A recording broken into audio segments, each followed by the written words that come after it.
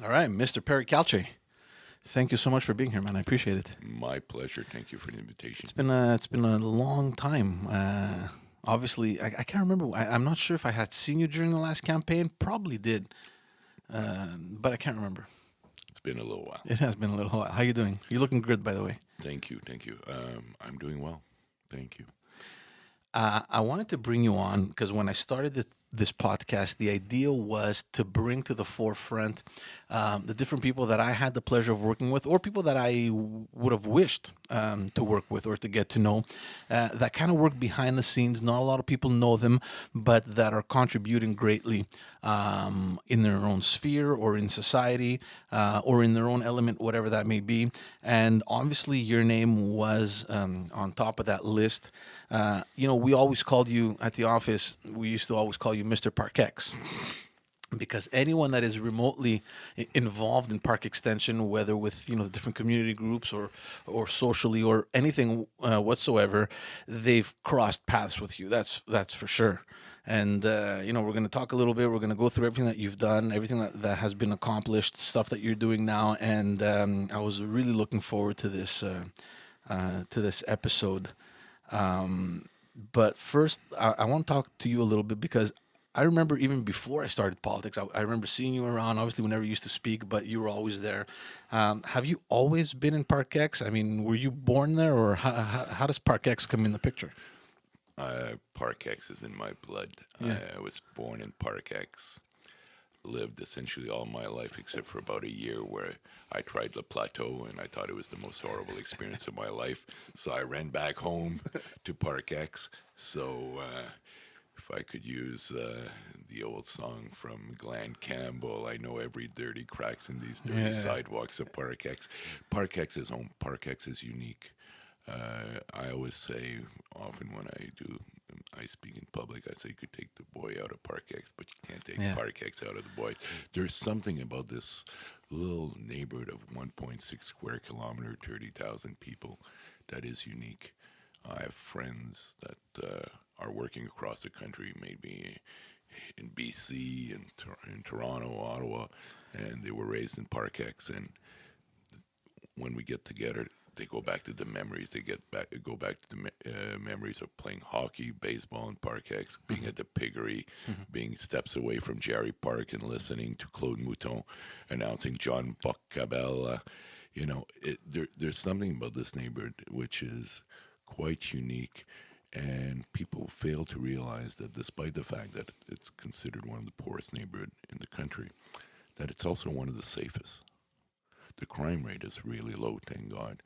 If you transplant Parc-Extension to anywhere in the United States, for example, it'd be a war zone. And Parc-Ex is quite the contrary. I think there's a lot of respect amongst citizens. It's not the perfect neighborhood, but I think that it has a lot going for it. And Parc-Ex right now is going through its biggest transition probably in its history. I agree with you, and I remember working with a lot of ethnic groups, and I always kept telling people that it's amazing how on a daily basis we work with different individuals whose background back home isn't so pleasant. I mean, you have Pakistanis and Indians living peacefully, whereas back home, not so much the case. Same thing, between Pakistanis and Bangladeshis. Back home, not the same reality as it is in Parc-Ex. Same thing with the Tamils, and you can pick and choose any of the cultural communities in Parc-Extension and how peacefully they just coexist. It's as if there's this small little piece of land that is there for them to kind of restart their life, and they turn that page and they start from scratch. And I think that's what Parc-Extension has represented to so many communities and so many people over the years. Yeah, I often refer to it as a form of what Jesse Jackson called a rainbow coalition.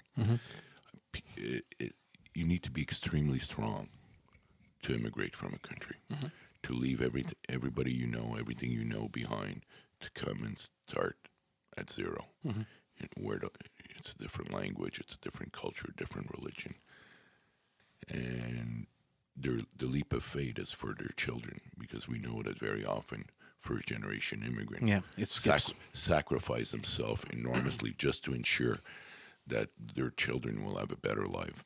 Some, due to hard work, are successful in the first generation as they immigrate after years of working hard, but the majority of them struggle for many, many years, and it's you see their children as they're schooled in Canada and do end up doing quite well.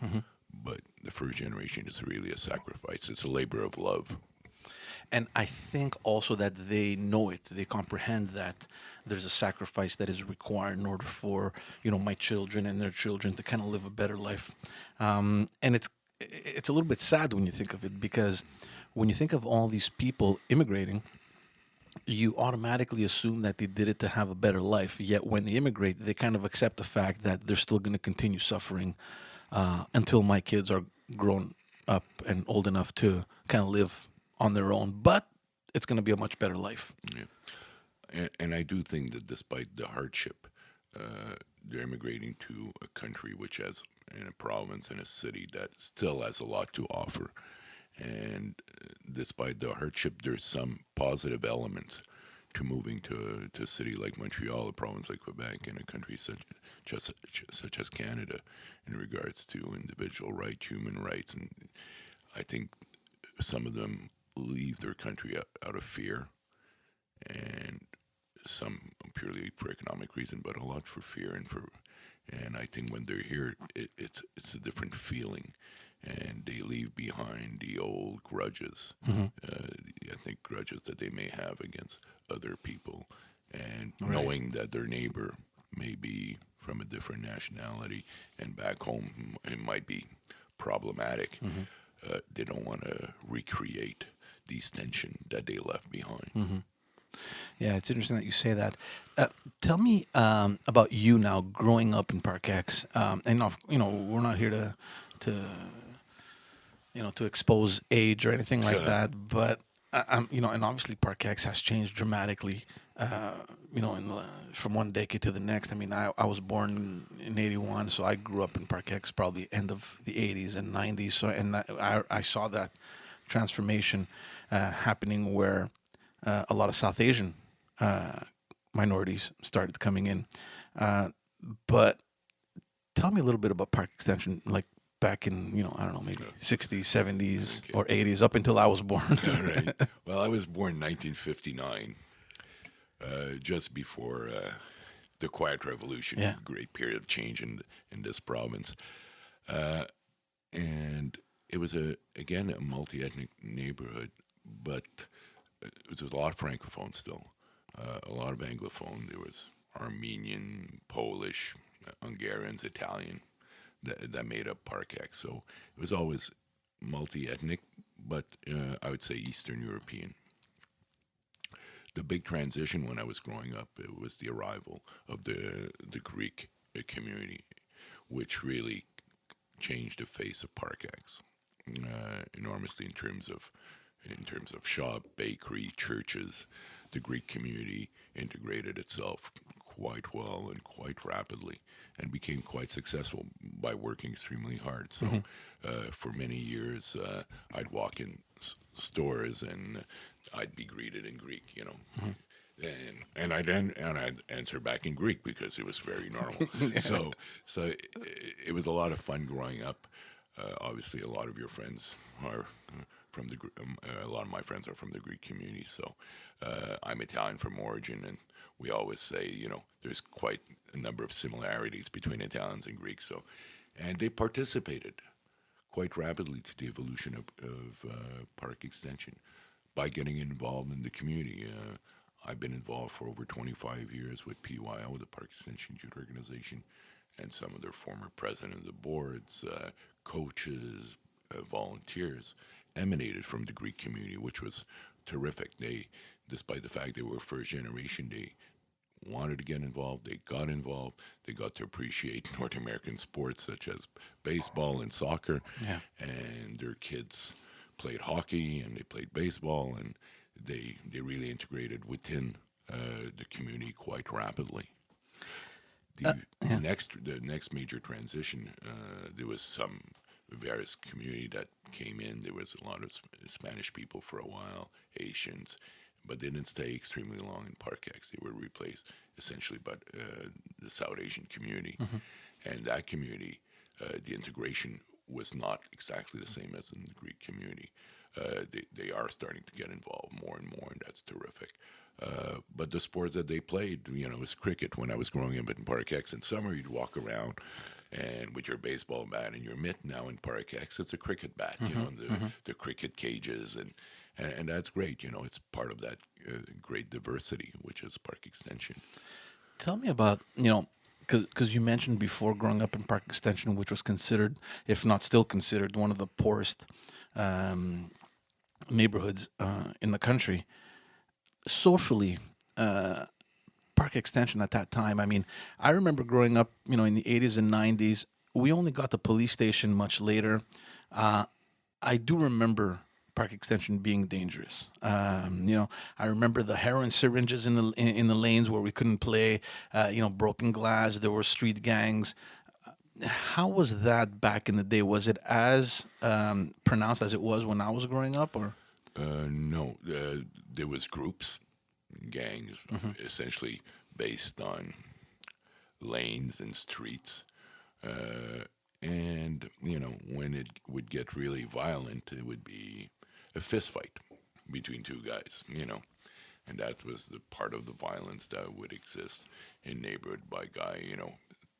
Kind of establishing their turf or territory. The guys were all tough. They came from working class family.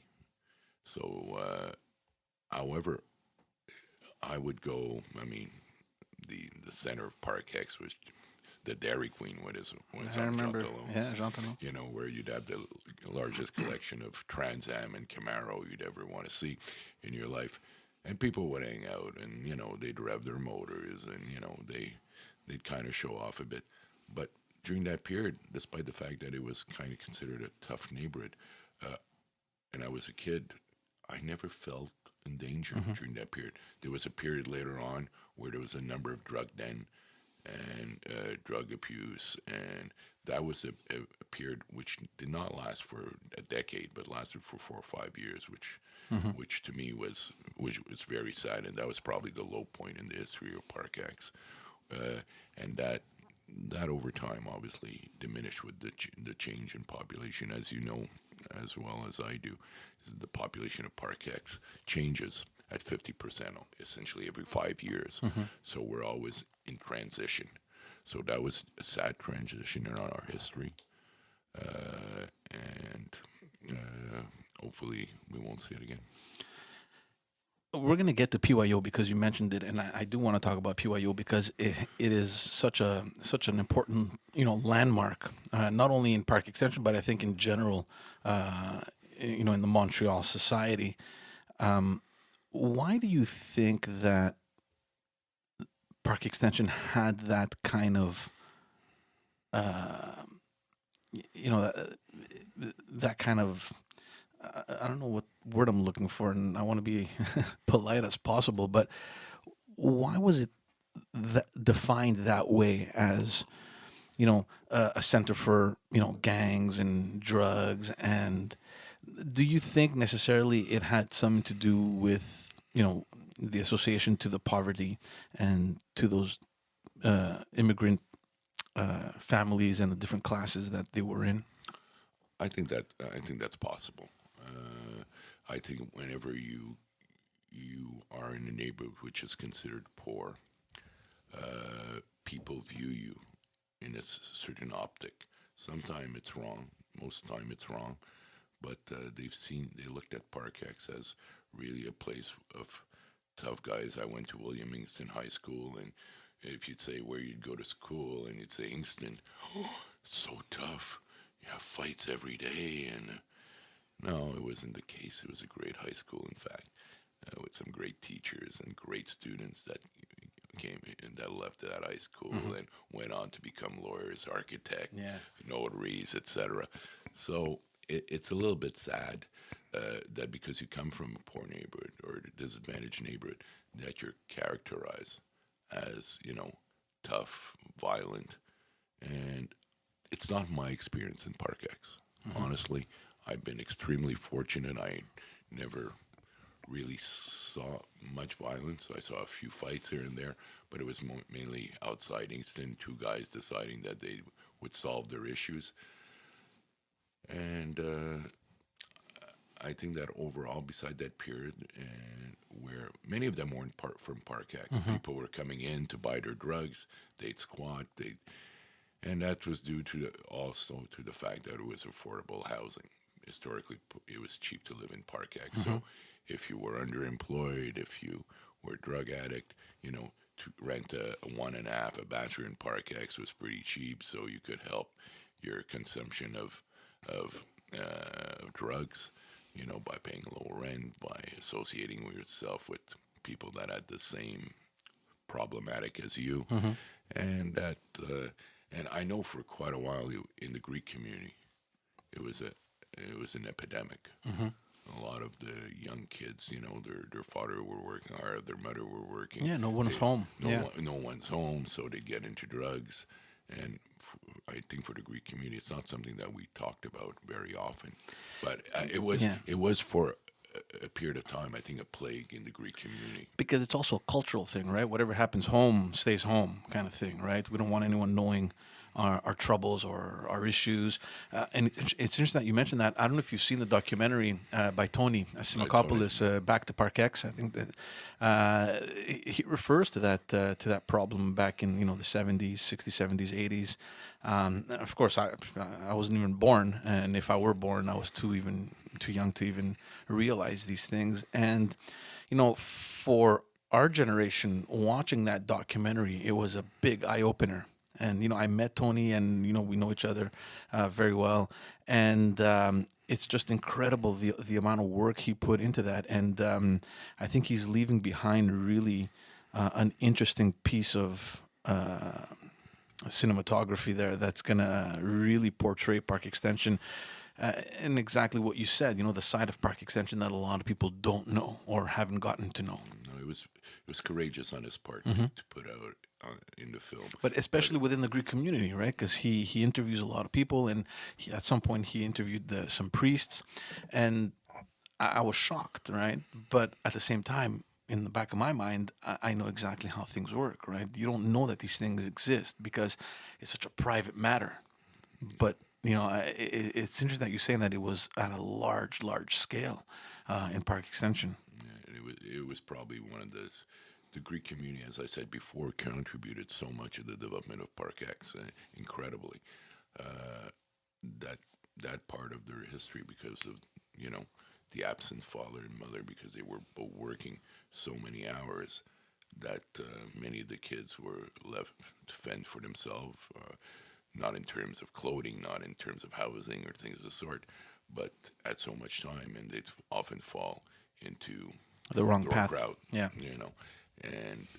But it's important. It's part of the history of a neighborhood. It has to be discussed. It has to be looked at, and I think Tony did a great work by at least exploring this topic. Let's talk about PEYO because, like I said, it's such a huge landmark in Parc-Extension, and you've been there. I'm imagining for the greater part of this organization. I've been with PEYO for about 27 years, and 2 years ago, PEYO celebrated its 50th anniversary, and you were there at one of our launch. It was really extraordinary.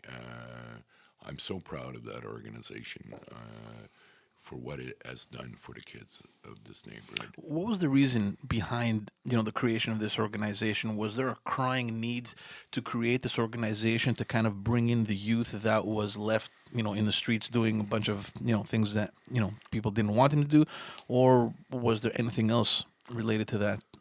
Well, the two founders were Mike Pagano and Wally Ziobro, who were quite young at the time and could see that there was very little activities for the kids, as the previous sport organization that was there, that was done by the Canadian Legion, which was called Flanders, was slowly wasn't working as well.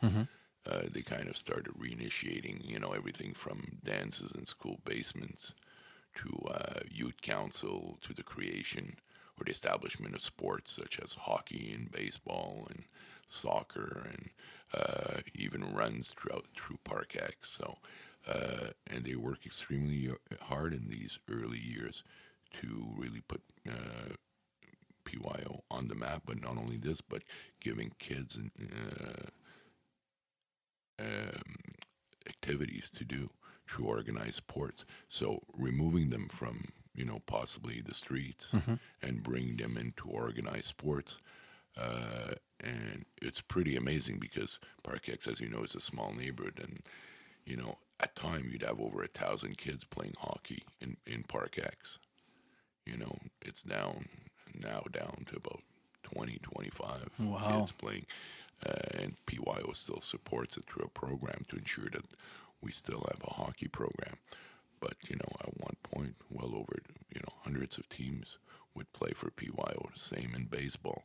So it's amazing to this day that a lot of kids bring back their memories from having played, at Owie or having played at the Piggery or Howard Park outside. They were all part and parcel of them growing up and the memories that they have at Parc-Ex. And many of them, when we did the 50th anniversary, through testimonial, said that, without Parc-Ex, without PYO, I don't know where I'd be. I'd be in the street, I'd be in jail.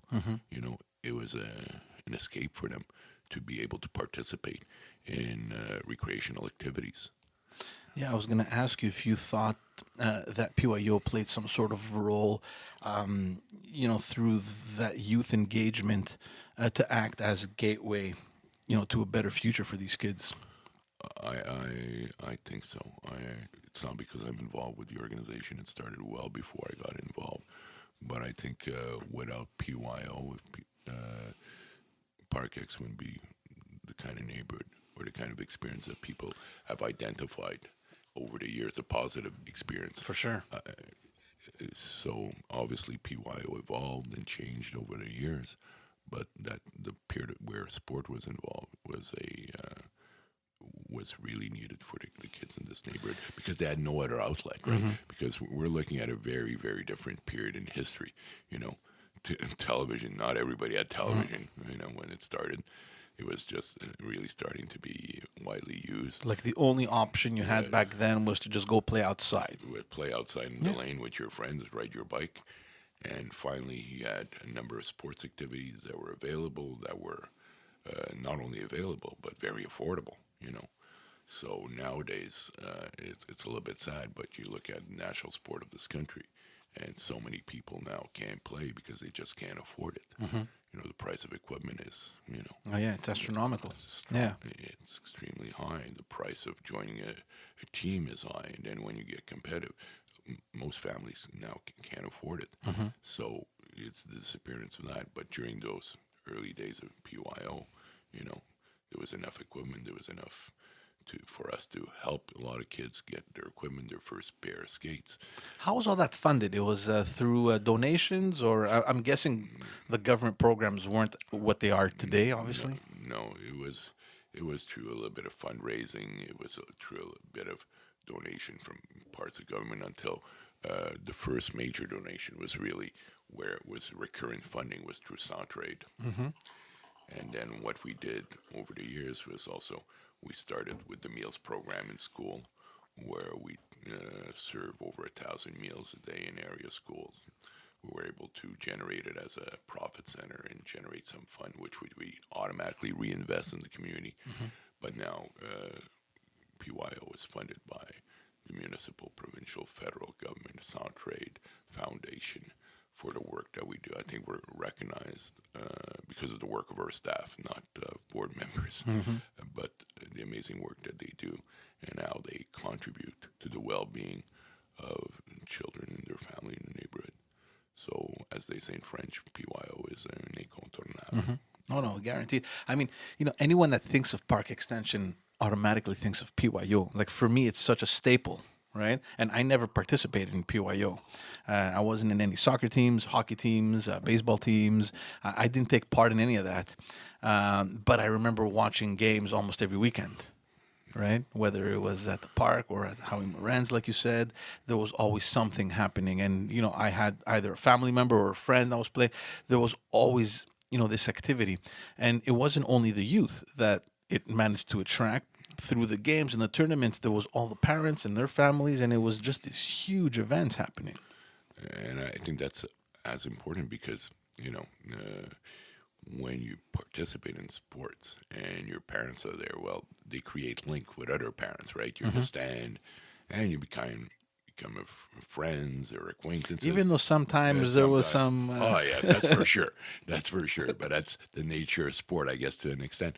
But people would create link and they become friends, and then they'd get involved in coaching, and they do something. Soccer was started essentially a little bit by PYO, but then taken over with the passion of the Greek community for soccer through Paneleños and etc. And so they still, to this day, Paneleños kind of is the motor for soccer in Parc-Ex. Right. A good chunk of the city now in some part because in Villeray and they've taken that over. they've taken it over. And so they provide a really important summer, and actually it's 12 months a year now. Yeah, because of the indoor. Indoor soccer. So it was important in creating these linkages between people and affinities and a desire. You'd fill out with Morenz during tournaments, which was really amazing. So that created part of the notion of belonging to a neighborhood, belonging to an organization. How has that evolved? Because you said now that you have much less kids than you used to back in the day. Where does the organization stand in terms of this, and why has this evolution happened this way? Well, in certain part, I guess it was partly cultural because the new arrival to Parc-Ex, which represented over 65% of the population, was from South Asia. So hockey and baseball was not part of their cultural DNA. Some are now playing, which is great. But, so it slowly killed the participation of children in these sports. And there was also another element that killed it. Once PYO was, I don't want to linger on this too long, but sports in Quebec are all federated, and you belong to a federation. And when our hockey program kind of died, we'd have enough players to make a team, 2 teams, 3 teams, and if you field a team at Atom, Pee Wee, you're automatically an A. Although your composition of your team's a C, so we'd send the kids out to play, and they get slaughtered. 12, 14, 15, nothing, because they weren't a category, but because the way the federation set up the scheme of things, it kind of accentuated or speeded up the death of some of these organized sports. But what would have been the alternative? The alternative would have probably been to try to organize solely house league and developmental hockey, and that's what we do now. We, for the past 8-9 years, we have a developmental program which is called SLAP Parc-Ex, which allows kids to come and learn hockey at almost a very, very low cost and develop these skills. And so parents could see if their children enjoy it, learn how to skate, pass, shoot, and if they want to further their hockey career, then join federated sports. So our notion right now is really to ensure that people that want to play hockey for the first time and try it out and learn the skills could do it in the form of a safe environment. And a lot of the kids that we've had over the years have gone on to federated and are really good hockey players. But that's true for the girls and the guys also. So you mentioned before the South Asian communities, they came in, and obviously their attachment was to cricket. And, I know that PYO kind of adopted that sport in order to attract, this quote-unquote clientele. But is it widespread across the province or across the city or, the greater Montreal area enough to create a league or to create tournaments? Oh, there is leagues, there is tournaments, there is federations. of crickets, because cricket is also played in England, Mm-hmm. Mm-hmm. Australia, and a number of countries. So it is growing in terms of as a sport in Montreal and What about Quebec. through PYO? Is that growing? We continue to sponsor it, and we have coaches that teach kids, and that's where that's gonna be our level of involvement, is really to make the sport accessible to kids by providing coaches and training. So that's what we're gonna do without having moved away completely from sport. Because we still have hockey, we're still involved with Penalinios, with soccer as a partner, in cricket. We do less sport than we used to. It's more social services. Our mission has changed over the last 25 years Mm-hmm. to really address some of the core problems. Sport remains to me a great outlet, and it's very important. We'll never leave sport because that's where we emanate from. Mm-hmm. But let's say it is not our central mission. Do you think that there's been a shift? You mentioned the social services, and obviously, like you mentioned before, there's always been a need for social services. Just that it's been kept, you know, kind of hush hush, right? In the older generations, and now with all the communication tools and all the services that are available, there seems to be much more people coming forward with whatever issue. Um, is that what's happening in PYO? I mean, you're kind of transitioning into a more social. Yeah. And what kind of programs do you have? Well, as I said before the CSEM took back its meals program about 4 years ago, for Mm-hmm. over 10 years, we were the main meal providers for area schools. We created also a community cafeteria, which exists in a Meals on Wheels program. And in order to finance some of our activities, we've created a catering service. We have a art and fable department, which has been financed by Health Canada for over 15 years now, where our educators go into class, usually in welcome class, and try to have children that have come from often war-torn countries or from poverty, who have trouble express themselves through various form of arts. And obviously the feedback that we've got from their teachers and administrator of all the school has been amazing. How much they're able to start really relating some of their experience and coming out of their shell, because there's the immigration uh, stigma. Not stigma might not be a bad word, but the right word. But the difficulty The effects of transition. immigration, yeah. So we have this program. We have XArt, where we have slightly older young people from. How's that doing? It's doing real well. That's a project that I'm very proud of, because it was the first time in the history of PYO that we invested in what I call mortar. It's located in the Williamston Center at the other end, and we kind of invested about $50,000 to renovate. And this would be kind of a drop-in center for youth, where we would provide them, with a number of outlets, maybe sewing, maybe breakdancing, maybe hip-hop, maybe a number of activities that they do. For many of these kids, we take them out and we bring them somewhere, maybe in Quebec City, in the Saguenay or somewhere. And it's picking up. Yeah, it's working extremely well. It's not only trips that we do with them, or workshops on hip hop, etc. Yeah. But it's also job counseling. It's trying to have them, find their path and their way, and instead of being on the street, being in a safe environment, and kind of encouraging them either to find work or going back to school. Are these kids like challenged, like academically? Do they have challenges, or are they excelling well in school? I think some are very bright, but they have their challenge in school, and keeping sometimes people that have difficulty in school. But that's not unique to Parc-Ex, because if we look at the statistics in regards to the dropout rate, high school dropout rate in this province, in this city, it's scary. Oh, for sure. Yeah. When close to when sometime over 50% of kids don't graduate from high Oh, no, school. for sure. That's why that bracket between 13 and 16 years old is so important. Yeah, and sometime if the parents don't have the linguistic skill to help them, because these kids are, many of them are from the immigration patterns. Their parents, speak their mother tongue. They can't help. You're doing schoolwork, and there's no real support. And it's a little bit perhaps like when you were It's growing up. definitely what I went through, for sure. There was so many language barriers, and my parents did the best they could with what they knew, obviously.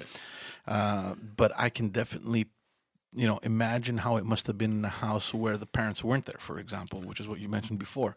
You disconnect. And I mean, I'm going from one topic to another, but very often the interpreter, when you meet the teacher, is a 6-year-old, a 7-year-old.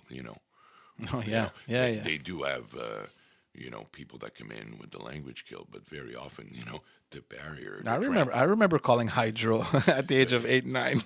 You are the spokesperson for the family. And you're the transmission of information. And that's pretty amazing. I mean, so many of these kids grow up much faster than the average kid. But this program, the X Art program, it's been growing in kids. It's been growing in numbers. In numbers, in program, it's being recognized by funders, from the city to the province of the work that is done and how positive an impact it has on these young men and young women. So we're extremely proud of it. It was a project that we were looking at for years, and we had to make an investment in the strategic decision. And I'm so proud that we've done it, and it has changed the life of many in a very positive way. There's no doubt. There's no doubt, because as much as you want to bring in, children at a young age to kind of get them used to not being in the streets and not, straying away into the wrong crowds.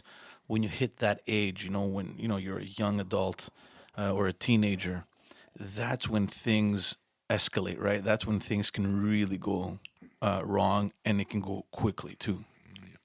And we've noticed these kids then become also volunteer.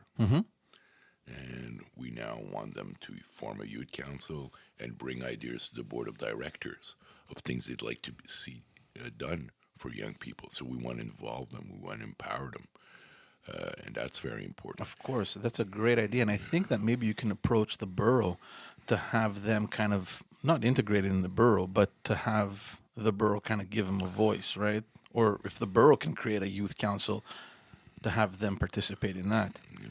Because the best information comes from these young people, right? They have realities that they live through. They have needs, and we may have ideas of what we should put in terms of programming, but the best research is really talking to them. And the notion of empowerment is so important. It's fundamental in what we do. For example, one of our big programs is a summer program or summer camp. We usually have about 300 to 350 kids for an 8-week period. These are all from Parc-Ex. Essentially all from Parc-Ex. Wow, You may okay. have a few from Villeray, a few from, but the vast majority are from Parc-Ex. And the way we do it is obviously through a summer career program. We get a lot of funding from the federal government. So we put them in groups, but we also have monitors. But we created many years ago assistant monitor, people that finished a program that are not old enough that become assistant monitor. And these assistant monitor do exactly the same thing as monitor. They help, they assist, they participate in every activities. They do it on a volunteer basis. And when they get old enough, they become camp counselor. We've had camp counselor that started as campers, became assistant monitors, became monitors, and became coordinator of the camp. Yeah, wow. It's growing. It's what I call, growing up through Parc-Ex. You start camp at 6. By 12, You're running it. You're now an assistant monitor. By 16, you're you're a monitor, and further down the line, you become the coordinator. Yeah. So it's all notion of empowerment, keeping people close to the organization, so we never have problem recruiting. Camp monitor, it's a huge problem throughout the camps throughout the city of Montreal, but not PYO because we have our own farm team. Hmm. Is there like an outreach program for the schools in the area? Yes, there is. It's not done through us. Our outreach is really with recount, where our art and fable team go out into school. That's where our outreach is. But there is other community organization that do outreach, that do Éducat scolaire and various programs, and they do really very, very good work. No, I was thinking more, to get the kids active and all that stuff. Of course, each school wants to have their own kind of, because they obviously get funded for this sort of things. But I would imagine that as such a pillar in the area, if there was a way to get the schools kind of to participate in your programs and to send the kids, for example, to the summer programs, or to get them involved in the sport activities, or We advertise through all the schools, but the schools are very often at their limit in terms of just stuffing an extra piece of paper in the yeah, kid's bag. So we'd have our people outside giving the flyers and the information to kids. Obviously, we have our website, we have our Facebook page, and we try to communicate through this. But it's not a challenge to fill program like as the summer camp, the winter camp, and most activity we have really no problem. People are aware we're obviously in the William Easton Center, which is kind of the hub or the community center of Parc-Ex. for sure. So because we're quite present there, people know about us. What kind of impact has it had, the fact that the school commission took over most of that building? Yeah, that is problematic to an extent. I mean, at the moment, the city of Montreal rents the locale for the community organization that are there, and there's a number of them. So it's adult ed through Code of Financiation, a large elementary school, and the community organization. We all coexist. There is structural problem in the building, major structural problem. We were just told that we were extremely afraid a few months ago, Oh yeah. that the major renovation that needed to be done in the school would close down the complex for a period of a year and a half. Problem with foundation, problem with leakage, and But that would be destructive for all the organizations all there. the organization. And where do you relocate those 700 kids? And we were told that the CSDM was going to look at all the plans because it's going to take a fair amount, and probably the major renovation will take probably place in 4 to 5 years. So we kind of have a window, but it's enormous because you have this, but you have facilities in the neighborhood that would be great to use, such as the auditorium, which is really an amazing space, but it's not used. It's condemned right now because the CSEM and the city can't agree who would pay for the renovation. Okay. So when we put together the PYO 50th anniversary, we thought, we'd have a film festival of films from Parc-Ex, Tony's film, other films that were done about Parc-Ex, but it was unusable. Well, okay, it's dated. It's dating that long. Yeah. So for the past number of years, it's unusable. So thank God the city has been very good to many community organizations, including PYO. So enabling us to have our activities and our facilities there. But a lot of these organizations had, they were forced to kind of leave. Their office space was taken over. And through these organizations, obviously, you see each other every day. There's different, there's a variety of cooperation and events that happen, jointly with PYO and the other organizations. And through there, you can kind of extend your services into their members and so on and so forth. So these organizations having to leave, did that have an impact on the? It didn't have a serious impact because the groups that were very involved or had an impact remained. it was some of these smaller organizations that had smaller following or less of an impact that were asked to move. And there's such a shortage of classroom in this city. Even an organization with the reputation of Sun Youth Yeah. was moved out. Yeah, they had to. And But now, are they in Parc-Ex now, or they're just outside? I think they're just south outside, of Beaumont, right? Yeah, just south of Beaumont after the underpass. They're there for another year, I believe, before their permanent. Where are they going? Do you know? This is really off topic, but I'm not exactly sure, but I was told that they would be there for approximately 2 years. And we all know the reputation, the stellar reputation of Sun Youth. do you think they're going to tap into your services at all, or? Look, I don't see them as adversary. The way I look at it is the more services we could provide Oh, to the the better. citizen, Absolutely, yeah. the better. It's not an chasse gardée. I welcome them. The more services to the kids, the more services to the youth, to the general population. To me, that's fundamental. If we could work in partnership, and we did work in partnership with them when we started SLAP with them for several years, it's not a problem. Working in partnership is something that we want, Yeah, it's fantastic. and we don't see them as adversary. We see them as potential partners. Tell me a little bit about your involvement. It's such a, you're so adamant about being involved at a community level, socially. You've sat on the boards of so many organizations. We sat together on the board of the SEDEC. Obviously you're on the board of the PEYO, the C3S, which is the health services in Parc-Extension, the police station. Why such an adamant involvement socially and at a community level? I think I've been very fortunate. I great parents. I went to university. I work for a university. I believe. It's the John F. Kennedy kind of thing. Don't ask what your country could do for you, but what you could do for your country. I don't want to overemphasize it, but I think that each of us has something to give. Maybe on the board, maybe volunteering, and I think it completes us. I think by giving to the community or trying to help, I've learned so much. It's, I don't want to use the Trumpian quid pro quo notion, but you can't helping without helping yourself. Yeah. And I gained so much from trying to help, to bring some of my energy, some of the few skills that I may have to the community. So for me, it's fundamental. I think all of us, if we give a few hours a week, and we all have a few hours a week. In your case, though, it's a little bit more than a few hours a week. But it's okay because I live in Parc-Ex.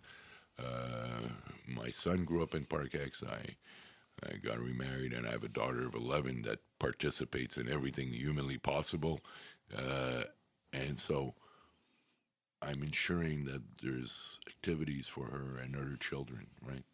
So it's normal for me. I've been volunteering for over 30 years in different organizations, and I'd lie if I'd say I don't like it. Mm-hmm. I enjoy it. Well, I hope you do. I mean, nobody would do something for that long without enjoying it. I enjoy it, and and if you could see results, and we often see results, then it's very gratifying.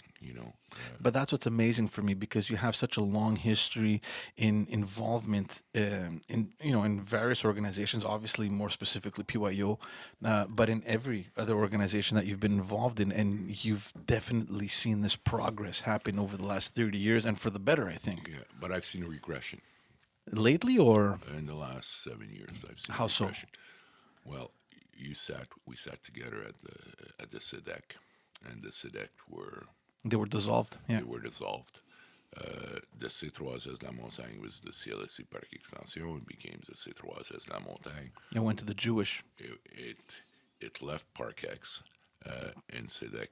There were two major players, two major actors with financial wherewithal, with great leadership with Mark Zukevinsky and Denis Serrois. But all these people, when these organizations were dissolved or amalgamated, such as the C3S, the representation of citizen ceased to happen as well. Yeah, that's a good point. Because I was going to say that maybe they don't exist as they were before, but the territory is still covered to some extent within the new format. But what you're saying is important. The representation has changed. There is no representation of anyone from Parc-Ex on In the new SEDEC in this new SEDEC. and in the new C3S. In this C3S, the SEDEC, you had, several people from Parc-Ex Absolutely, yeah. that sat around. Same thing at the C3S. And now there's no representation in two extremely fundamental organizations. Absolutely. So, So- you've seen services kind of waver, like you've seen the lack of. Well, the democratic process or the community, the involvement of citizen in these types of structure has been systematically eliminated, and there was no outreach from people to say, we need, at the C3 as the health and social services, considering, we have 30,000 citizens, very many are poor, many are have health issues because of the aging of the population, that there is no representation, there was no reaching out to people saying, maybe you could sit on board, maybe you could be on a committee, maybe you could. These things don't exist anymore. So I think, in regards from a democratic standpoint, from an engagement standpoint, I think we became a little weaker, and that's, to me, is unfortunate. And it's reflected to the services that you probably don't see, or that could be better. That could be better. That could respond more positively. The SIDEC launched a number of small business in Parc-Ex and Absolutely. would provide, support, assistance. So these things, although they exist somewhere else, they're not in the midst of Parc-Ex. Both these organizations had, SIDEC was obviously in Parc-Ex, C3S was in Côte-des-Neiges, but, the new CLSC that was built in Parc-Ex, there was constant There was a interaction. presence, yeah. There was from the leadership, from the executive director of both these organizations. So I think that was quite unfortunate. And I believe to this day that Parc-Ex is weaker without these two institutions in our midst. Right. And what's happening now? I mean, how do you deal without that? We don't. Yeah. It's.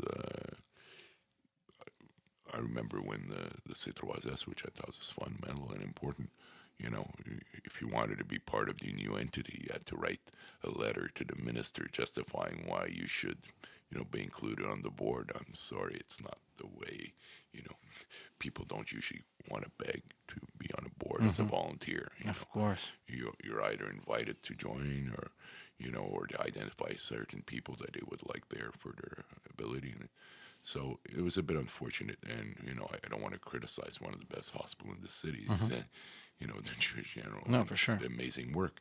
But, if you look at the composition of their board, there's nobody close to There's no representation. not even one, not even tokenism, Wow. Let's go back to Parc-Ex, but Parc-Ex today, aside from what you just said, I mean, what's good, what's better, what still needs to be improved? How do you see Parc-Ex today? Because it has, I think in the last maybe 5 to 10 years, there's been a huge change in Parc-Extension, not only demographically, but, socially and economically. Well, Parc-Ex is changing every day and very rapidly, and your assessment is right on. It is changing demographically. I think some of it is the pressure of the plateau in Myland, where rents became exorbitant and unaffordable. They migrated north. And so, for many years, I'd walk my streets of Parc-Ex. Isn't it strange? You're like, these people feel like they don't belong. And I mean, everybody belongs everywhere, but it just doesn't fit what you've been used to. When, I'd walk and, everybody was South Asian, and 70%. And all of a sudden, you have, people that are in dreadlocks. From the plateau, artists, and they're great, but they visually don't resemble a Parc-Ex room. Do you think that, we mentioned before how Parc-Extension has gone through all these transitions that usually last 5 to 10 years? You have this, this wave of immigrants coming in. Do you think that this was probably the last one, and this wave coming in may potentially be the last one? It's probably going to settle for a long time. Well, although they don't look like Parc-Exers at the moment, they bring in a wealth of energy, intelligent. Many of them are university educated. They're part of the No, young community professionals, sector, young entrepreneurs. Yeah. So, it's terrific. It's terrific, but it pushes out residents by the gentrification. I mean, So it's a this, yeah. two-edged So sword. this is the big debate now in Parc-Extension. Do you want to have an area that prospers economically, or do you want to kind of hold the area back? And this is, it's not against the people living in Parc-Extension. It's just, I believe, a natural evolution, and it's a huge debate now in Parc-Extension. It's a lot of people are very afraid of, it all started. I mean, the centerpiece is now going to be there forever. Yeah, it's the university, the campus. The Mill campus, Yeah. Université de Montréal. I'm going to be honest with you, Perry, because when we came in 2007, one of the first files that we got on was actually that we met with the administration of the university. They showed us the plans. We had countless meetings back and forth. There's a lot of organizations from Parc-Extension with a lot of specific demands, and rightfully so. I was always in favor of this project because having been born and raised in Parc-Extension, I saw a side of Parc-Extension that these new people coming in don't even know it existed. All right. And seeing the potential of an area like Parc-Extension to evolve, quote unquote, finally, for me was a good thing. I never saw it as something negative. Yeah. I work in university, so Yeah. it'd be, the notion of, having a university located, in your midst, to me was extremely positive. What could have been done better on the part of perhaps Université de Montréal is, and there's committees that have met over time of what they call bon voisinage, or, there could be, some partnerships, some parts of it, and there is. There is, yeah. They've There is. started. Like they're partnering with Barclay School. They have Yeah. that clinic. Yeah. Yeah. So they've started. I think they could do much more because Simone has a huge organization. It could, to me, it'd be very difficult, very simple with some of their donor to say, let's establish, 10 scholarship for people from kids from Parc-Ex, that may not have the funds to go to university. Let's use our graduate student to give, more workshops, or, really integrate have department and community organization kind of partner up. I think there's still a lot of work to be done, but it changes. This is the game changer. This is where And it happened. Parc-Ex It happened almost in a second, right? As soon as, look, we started noticing the demographic change because our job is to look for votes, right? Our main worry is where are our electors and how do we get them to vote? That was my job, right? And when you start noticing this changes, and we started noticing it in Villeray around 2007, 8, 9, and then there was this spillover into Parc-Extension. And it felt like after 2017, 18, when the date was coming up for the campus to open, it exploded. It just exploded. Everything. It's as if we woke up and it was a completely different neighborhood. It is. It is changing so rapidly. Even Vanier College opened a continuing education office in Parc-Ex. Oh, I didn't know that. Okay. We just recently, a few months ago, Chef Laprise from La Toquée opened Yeah, on that new Beaumont. yeah. Who would have said that, a subsidiary of La Toquée Look, would be... I grew up on Delepi and Beaumont. That was my in the most southern part of Parc-Ex. right across from McLaren Belting, where I used to play baseball. Yeah. So we were afraid to play on Beaumont Street. It was this very dark place, very industrial. We never went on Beaumont. It was scary. And this transformation, I mean, I drive by Beaumont now and it's a completely different neighborhood. It's condos after condos. Who would have said 20 years ago that Parc-Ex would be now, It's the hot spot. to build condos. But there's also the accessibility, right? People want, and you know what? A lot of people I know that have moved out of Parc-Extension are coming back now into Parc-Extension. Either their family or their parents had property. They're coming back. They're reinvesting. You know, you have two metro station. You have buses. You're right next to the Mets. You're The next highways. to 15. Yeah. You're 15 minutes from downtown by car. 10 minutes of no traffic. You know, where it's located is essentially a It's the perfect best. place. It's the best. But it's creating a huge problem. And especially now in the Quebec government, they're looking at all the housing crisis. Parc-Extension is at the heart of this whole issue. But by the time they react, it'll be too late. Well, the city, I read the other day, the city just passed a regulation to have the first right of refusal. A lot of those properties are in Parc-Ex. Yeah, and the Betonel building will be transformed in social housing, which is positive. But, you know, developers have deep pocket and move extremely fast. Is that a problem, you think? I think it's a problem. How grave will it be? You know, time will tell. But we could see where Van Horn Bakery was on corner of Curbs and Beaumont. It's a huge The bagel shop. Yeah. Has been demolished, and condos are going up, and that's a huge piece of land. And part of it was supposedly reserved for social housing. Obviously, that won't happen anymore. But you don't want to create. You know, it's a little bit problematic because, you know, developers are coming in, there's a need, there's a market, and they're moving faster than governments can, you know, and we'll see what happens. But, you know, Parc-Ex doesn't look the same, won't look the same, it'll be quite different.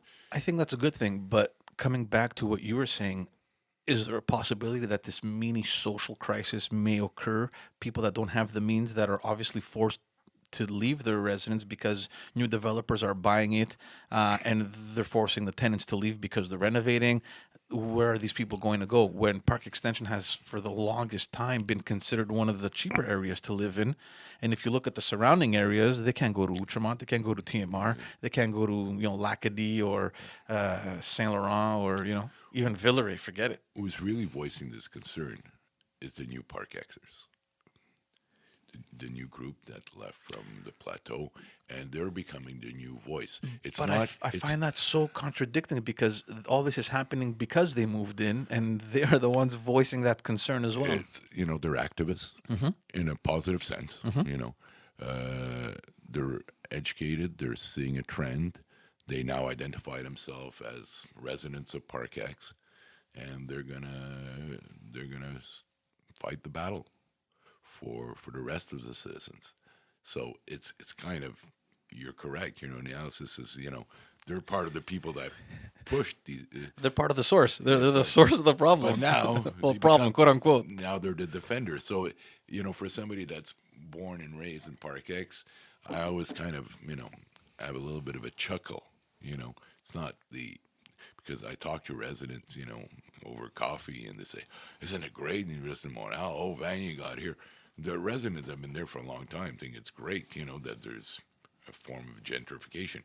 That's people that live there all their lives. Yeah, like I did, and I think it's perfect. And we're not really opposed. We want to make sure that residents have affordable and proper housing and all of that.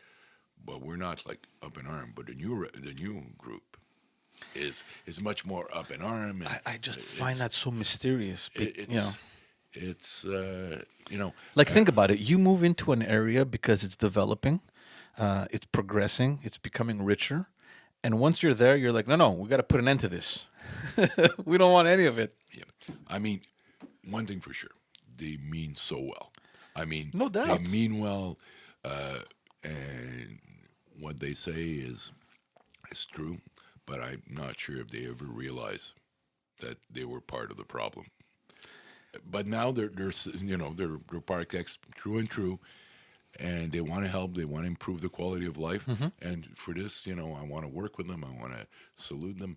But you know, it's, you know, what they often don't understand is that many of the old time residents are not opposed to an improvement. Absolutely not, especially the landlords. You know, the landlords, their obviously. property is going to gain value, and in general, the area is gonna elevate. Yeah, and hopefully, people won't move 50% of the population every 5 years. But that's what I'm Yeah, thinking. I think this wave is probably going to stick around. creating a really nice neighborhood with many services, with more resources. Hmm. Because the advantage of having these newcomers is that they're having children. Hmm. They want to establish roots, and they want to see a strong neighborhood where they'll be living, hopefully for many years. So I think there's they that will. need, there's that desire on their part, which is highly commendable, that they want to get involved, want to make it a better place. But you know what? Aside from the big developers that are buying these, huge buildings, and they're demolishing everything and building up again, these new families, these new professionals, maybe they're self-employed entrepreneurs, whatever they are, they're investing money. And I don't know if you've taken a walk in Villeray at all these days, and it's a much older neighborhood than Parc-Extension, and you have these duplexes or triplexes that look completely revamped and new. They're coming in and they're making it into one house, right, or like a bungalow or a cottage in the middle of the city. And that's what's happening in Parc-Extension. I think even these newcomers are going to be investing, in addition to obviously the developers that want to have a foothold on the property.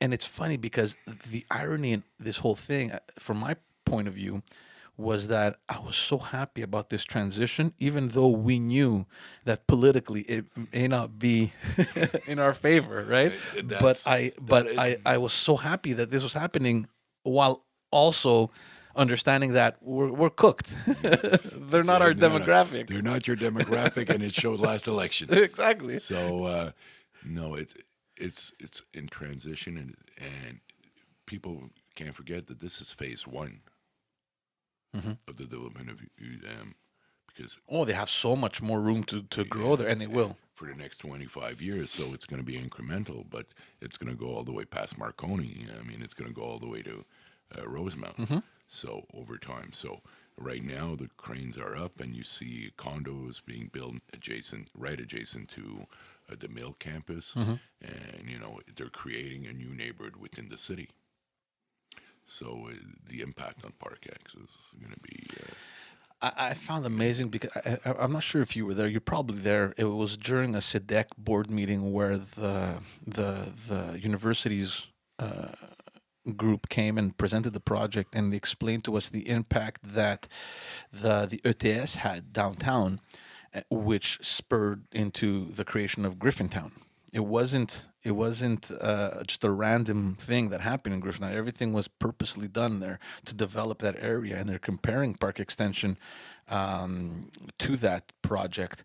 And I remember this being back in 2007, 2008, and I was excited from back then. I was like, this is going to be great. They had showed us a radius of, the impact that it'll have on the area, and pretty much half of Parc-Extension was included in that.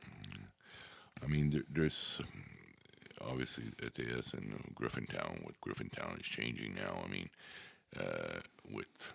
as issues in Griffintown in terms of a lot of condos being bought out by non-resident. Yeah. So they're empty kind of lots, just pushing up. But that's a the reality price. everywhere in Yeah, Montreal. in Montreal, Toronto, Vancouver. Yeah. I mean, it's a reality. But it's pushing up, unfortunately, the price of housing and entrance in the market for a young family. So it's great that they build a beautiful condo tower, but because the money comes from abroad and is bought as investment, it's pushing up the prices of properties, of condos, etc. Just putting the average Montreal, Quebec family, and many Canadian family on the lurch, and on being unable to purchase their first home or their first condo. Are you at all involved, or do you work at all with these social groups in Parc-Extension that are worried about this transition? Not very much. I have enough with PEYO Yeah. and the other organization that I sit on board. But I do follow what they do. It's highly commendable. But I'm not directly involved. It'd be interesting to see how that evolves, because anyone can obviously see the urgency in what they're claiming, But at the same time, I mean, the counterweight to that is just advancement and progress. That who wouldn't want that, right? I mean, you can't stop it. Once the campus was because they had various location for it. Once it was established, and when they dug up the first shovel of earth, it was done. There was no going back, and whatever we want or could do, I think now what we want to establish, I think as citizen and as community organization, is really try to establish a positive relationship with the university where citizens could benefit from their presence. You know, the meetings I had, they seemed very well intentioned, and I think that already the stuff that they're doing is maybe you know a look into the future that could probably point to good cooperation and many more similar projects happening, especially in Parc-Extension. Well, it's baby step right now. I mean, Yeah. they're doing the minimum, and that's okay. It's the first step. I'm one that believes in positive negotiation. I don't believe in an approach which is confrontational. I believe that it may take more time than my approach, but I think you build it on a solid footing where there's a trust between organizations, and you build something for a long period of time versus trying to be confrontational. Because once you confront an organization, they'll be on the defensive. And Yeah, you're putting up walls, and it's never good. and my approach is probably different than the approach of other people that work in this sector that are a little bit more Edgy. a little bit more demanding and want it done now.